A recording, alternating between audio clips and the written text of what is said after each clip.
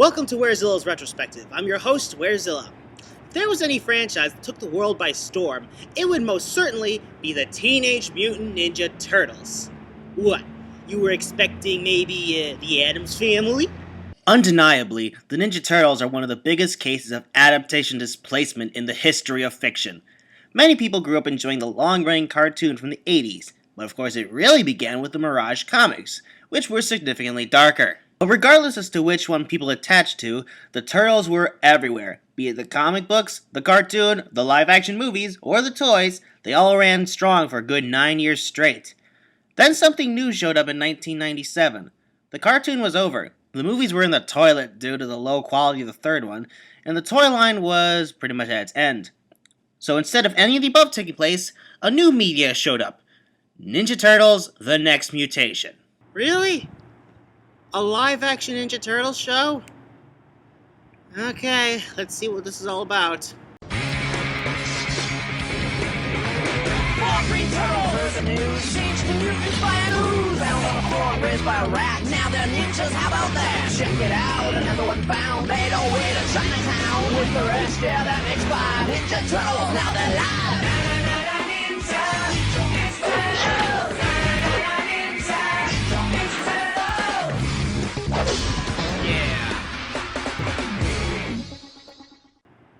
Wait, it's over already? What's the point of an opening theme if it goes by that quickly? So the show begins with a 5-parter, East meets West. Part 1 begins in China, of all places, where we see a shinobi master and his always-cloaked apprentice, Pei Mei Ching. The master is meditating when he realizes a new evil is approaching. We cut to New York, where one of the turtles, Raphael, does what he does best: run off and get himself in trouble with the Foot Clan.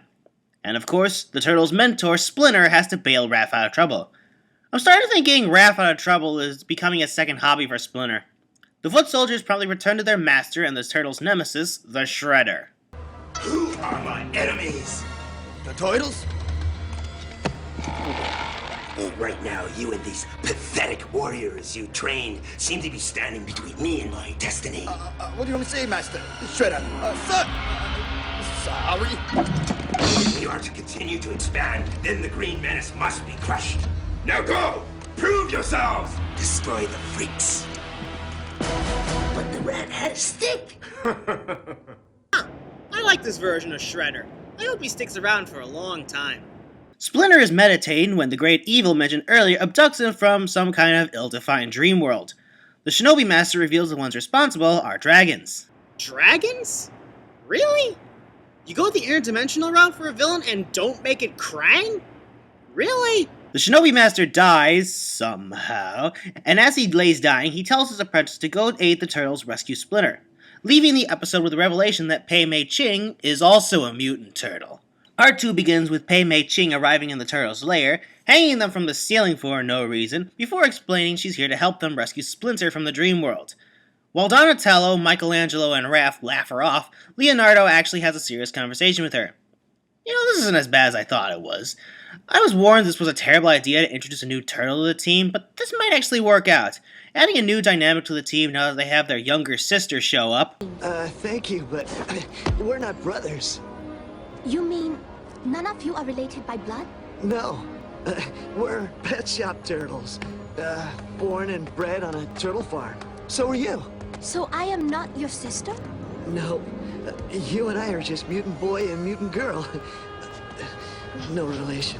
What? The brotherly dynamic of the 4 turtles is one of the best character bits about them. Since when were they not brothers? A girl turtle?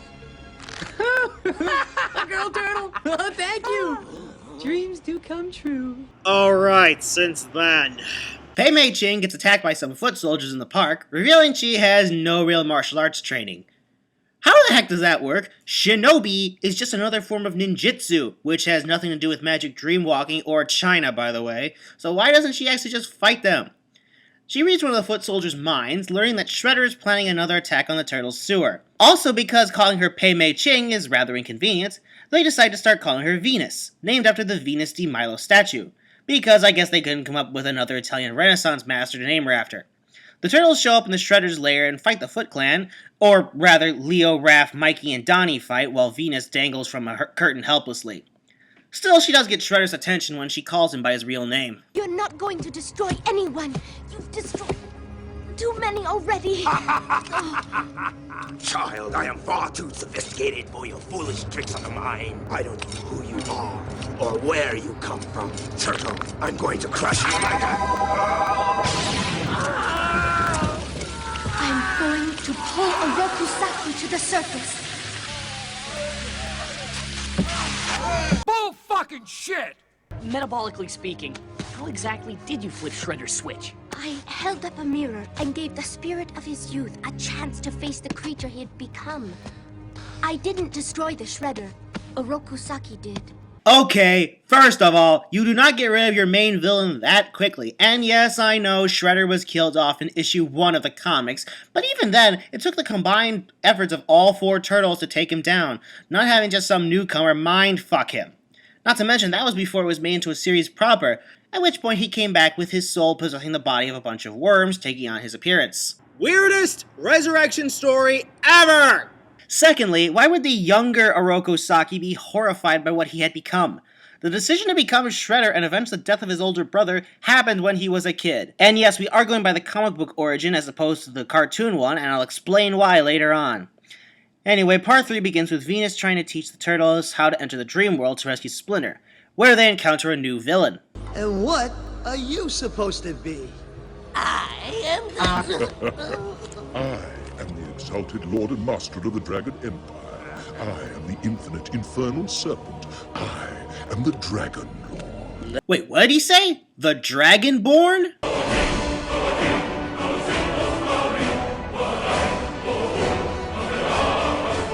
No, wait, it's Dragon Lord. But really, if you look that much like one of the playable races from the Elder Scrolls games, you might as well be Dragonborn. He also appears to have Salacious Crumb as a pet. Anyway, Dragon Lord proceeds to release Splinter and let the turtles leave unchallenged.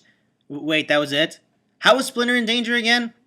Splinter reveals he was aware of Venus's existence since he knew her shinobi master, and that she was mutated by the same ooze that mutated the rest of the team, and that she somehow ended up in Chinatown so her master could find her in the first place. I hope Splinter has a better explanation for this than one a fanfiction writer would do.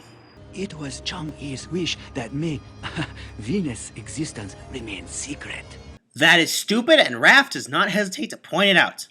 As the turtles celebrate their victory, Dragon Lord and his minions arrive in the real world. Amazed by the fact that the turtles are mutants, Dragon Lord decides he wants their gift. We're the byproduct of radioactive mutation. I may not be familiar with modern alchemy, but I know a gift when I see it. I'll have your gift. Bad idea, Dragon Lord. You mutate yourself and all that's gonna happen is you're gonna end up going completely feral and unintentionally collapse a dock on your head. The Dragon Lord's minions fight the turtles, and despite getting their asses kicked even more easily than any foot soldier ever did, it's the turtles who retreat from the fight, talking about how dangerous the dragons are. And so the East meets West multi-parter opening ends with the Dragon Lord setting up shop in an abandoned building. Of course, What do you mean this is a 5-parter? They established a new status quo! Parts 4 and 5 involve Salacious Crumb here, making an invincibility serum for Dragon Lord's minions, but they really feel more like standalone episodes than actually being connected to the first 3 parts. So yeah, the rank are given supposedly invincibility serum from Salacious Crumb, only for Donnie to figure out that it's all in their head and there is no invincibility granted them. And it ends with them kicking the Dragon Lord's ass. We traded Shredder for this? Of course, Dragon Failure is not the only villain we get in this series, as over the course of Next Mutation's run, we're introduced to a big game hunter known as... Actually, it's Bone Steel, but he's just as hammy and insane, if not more so. I'm also pretty sure he's breaking every bone in his body given the audible cracking we hear with all of his movements. And the best part is, he's played by Scott McNeil. Unlike you, I do not spend my time scurrying through sewers. Yeah? Well, a sewer smells better than your breath, Bronto Brain! You'll get used to it when I bite your useless head off! The next villain introduced is Silver, a Yeti who has come to New York and has become a crime boss, as well as being voiced by Gary Chalk, also an actor from Beast Wars. Well, that's just prime. And finally, there's the mad scientist Dr. Queeze, an expert in mutation who is aligned with the Dragon Lord so he can get his hands on the turtles. But here's my question. Why make up a new amoral scientist character when the Turtles lore already has Baxter Stockman? I guess they couldn't afford a fly mask for this guy. Still, it's a nice touch that Donnie, the Turtles' own mad scientist, is easily swayed by Squeeze most of the time due to the fact that Donnie looks up to him as a mutagen expert. And what do all these new villains have in common? All of them were made for the show. Because it's not like the Turtles lore has a lot of other villains to choose from, after all.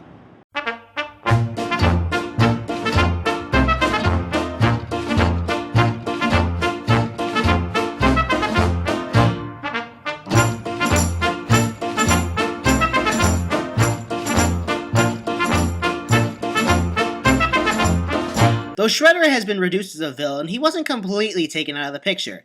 In the episode Enemy of My Enemy, Splinter rescues a hobo from a pair of muggers, only to realize it's Oroku Saki. It's here where they do establish the show went with a comic book origin, as Splinter mentions Shredder killed his old master, Hamato Yoshi, as opposed to Splinter being Yoshi himself turned into a mutant rat like in the cartoon. However, Splinter decides to show Shredder some hospitality and bury the hatchet, despite the protests of the Turtles and even Shredder himself. Wait a minute. Shredder is still evil and retains his memories and ninja skills. That means that mind trick thing Venus did to him did nothing at all. Why is he reduced to a hobo? Why didn't he just go back to the Foot Clan and reestablish himself as the main villain again? He even kicks the Turtles' asses quite easily in this episode, something the Rank have not successfully done once. Hell, he beats up the Dragon Lord on his own. You will always be the evil one, Shredder. And you, Master Splinter, will always be Yoshi's insolent pet rat! See? Told you they went with the comic book origin. The episode even ends with the possibility of Shredder returning at a later time. And later we would get a 4-part story, Unchain My Heart. It begins with a pair of vampire kids resurrecting their old mistress. However, she only has 4 days to live unless they get her heart back. The problem? Venus's old shinobi master took it 70 years ago. So they head to New York to get the heart back. But I gotta say, this 4-parter dragged even more than the East meets West 5-parter. Here's what happens in all 4 episodes. The Turtles fight the vampires, the vampire mistress whines about getting her heart back, and, much like the Rank, the Turtles act like the vampires are a huge threat when really, I could beat the shit out of them. The only thing that's worth a damn in this 4-parter is Bone Steel, who, like in all his appearances, spends most of the time trying to hunt the Turtles, and at least he recognizes that vampires are more of a nuisance than an actual threat. One of the vampires, who looks like Aang from Avatar Last Airbender, does try to take him out early in the equation, but... Yeah. Let me show you something there, Count Ponytail. I have hunted and staked you bloodsuckers in 15 countries on 7 continents. Port-au-Prince, Transylvania, Burbank, all the zombie capitals. I'm not in town to bag mortals. I got turtles in my sights. But if you and your undead friends get in my way, I will skewer you like a cocktail weenie and roast you on my portable tanning bed. Is it wrong for me to want to see a Bone Steel the Vampire Slayer spin-off? Bone Steel even has the right idea. Venus keeps talking all throughout the 4-parter that they need to defeat the vampires using her shinobi magic, and how do they end up killing the whiny vampire mistress? Sunlight. No magic, just traditional vampire killing techniques. Yeah, Venus is kinda useless. How appropriate that her focus clip show is titled Who Needs Her?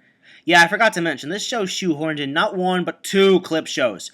One for Leo and Raph, the other for Venus, and both suck, what a shock. Still, the 2 vampire kids get to run off traveling the world free of their mistress and her vampire tantrums. Kids, gotta love them. And that's the series. It's only got 26 episodes. 2 of them are clip shows, a 5-part opening, and another multi-parter towards the end. Well, my episode guide here says there's 1 more episode left, Shell Shocked. Kinda redundant since it's about the Ninja Turtles, but okay, fine. Let's get this last episode over with.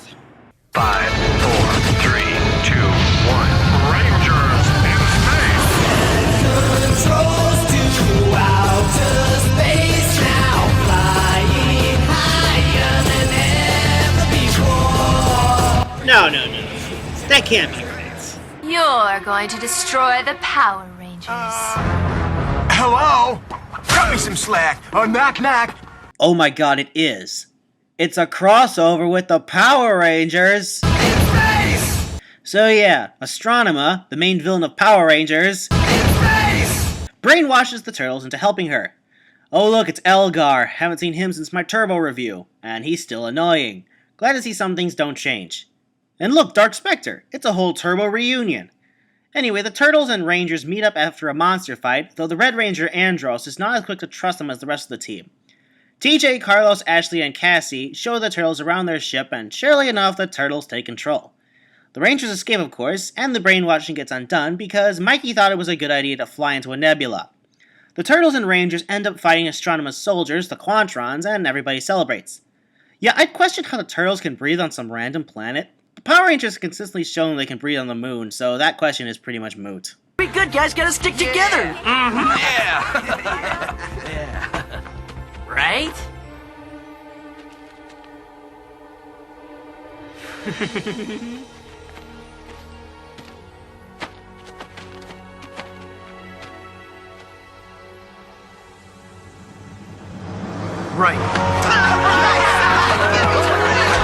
The Space Rangers then promptly got hammered in a vain attempt to erase the whole crossover from their memories, as is the fan bases of both franchises. I guess I should start with the positives first. Next Mutation was good at characterizing the original 4 Turtles. Leo is the level-headed leader, Raph is the hot-headed asshole he normally is, Mikey is the fun-loving one, and Donnie is the gadgeteer he is best known for. All 4 of them are competent in their roles, and all of them got equal screen time and roughly the same number of focus episodes for such a short-running show. As for the new member Venus, well, fans can't stand her existence because she supposedly takes away from the other Turtles. Were we watching the same show? Aside from the multi-parters, she barely did anything and was completely useless in fights. And the villains? Well, I thought Bone Steel, Silver, and Dr. Queeze were very enduring. I even kind of wish Bone Steel was in other entries in the Turtles franchise. As for Dragon Lord and the Rank, well, as I said, they are completely worthless as villains. Despite being talked about like they were unstoppable, every battle with them was a curb stomp one. Not to mention, they are a complete missed opportunity. Instead of making up some unthreatening dragons as villains, they could have introduced the Triceratons from the comics. I wanted alien dinosaurs! Where are my alien dinosaurs? I just had to say alien dinosaurs, didn't I? Turtles counted off. 1, 2, 3, 4. Turtles. There's no one better. Turtles. Watch out for Shredder. Turtles. They're like no others. Turtles. Teenage Brothers.